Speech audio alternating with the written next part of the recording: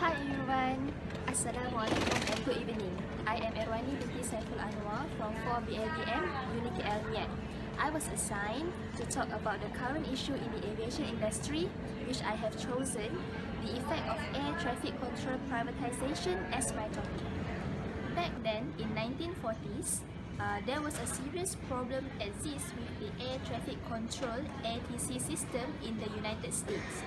It is the inability to acquire new modernized equipment to meet the demands of the air transportation industry.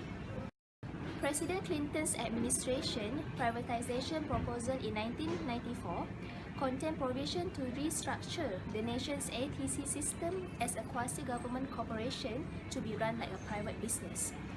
The proposal called for an ATC corporation that would be efficient, financially self-sufficient, financially able to respond to rapid change and technological.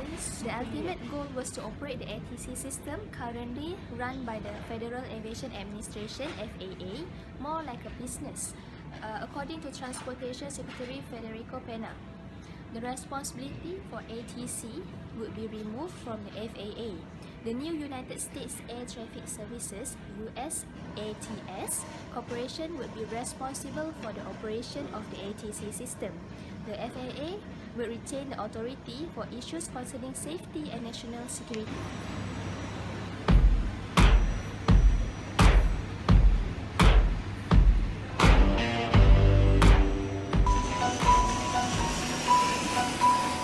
As we prepare to enter a great new era in American aviation.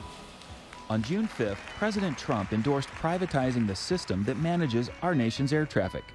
Today, air traffic control systems still rely on radar technology, which has been around since World War II. Now there's a more modern system called NextGen that utilizes satellite-based technology, much like GPS, and is already approved by the FAA. Because of layers of government regulations, the FAA needs more than 8 years to implement. Through privatization, the next-gen air traffic system could be expedited, and the FAA would continue to serve in their role of keeping national airspace safe. Concerns over privatization include a lack of oversight and giving major airlines too much control, negatively impacting passengers. The President's plan calls for a board to manage these operations, but specifics on things like funding would be left up to Congress. Privatizing the air traffic control system has a solid list of benefits and its share of potential negatives. It's up to Congress to make the right decisions for everyone involved, including airports, airlines, and of course, consumers.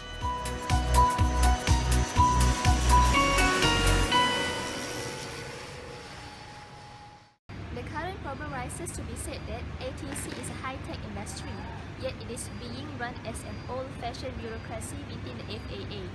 For decades, the Government Accountability Office has criticized the FAA over its cost overruns and other types of mismanagement. They cannot afford to have a second-rate ATC system. Airspace is getting crowded and the aging ATC system is causing delays. The economist Chris Edwards said the federal government has controlled ATC since the 1930s. However, in recent decades, dozens of other nations have separated their ATCs from their government bureaucracies, either setting them up as quasi-independent government corporations or privatizing them. Canada privatized its ATC in 1996 as NAV Canada, which is a non-profit corporation. Britain privatized its systems in 2000 as NATS, which is a for-profit publicly traded corporations. The Canadian system was the model for the Sustas Bill, which makes sense. Sustas Bill adopts the Canadian model of a non-profit corporations with a corporate board comprised of stakeholders such as the airlines and labor. That sort of balanced board is working well in Canada. NAV Canada is handling 50% more traffic now than before privatizations, but with 30% fewer employees, and safety has increased. In Canada, customer charges have fallen in real terms since privatizations, as the system has become more efficient. NAV Canada runs one of the safest systems in the world, and it has won 3 International Air Transport Association's IATA Eagle Awards as the world's best ATC provider. NAF Canada is a global leader in delivering top-class performance, says the IATA.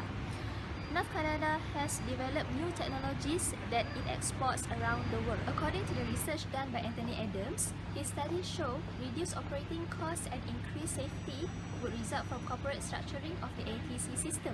It was concluded that corporate-style policy regarding personnel management and equipment procurement procedures would increase efficiency, which would reduce operating costs and increase ATC flight safety. For instance, Australia's 14 years of privatization has shown increased air safety and reduced operating costs by procuring new equipment and reducing personnel. The privatization of ATC in New Zealand lowered operating costs by reducing personnel and replacing outdated equipment. The reduction in personnel was over a 7-year period, but the procurement of modern equipment was immediate.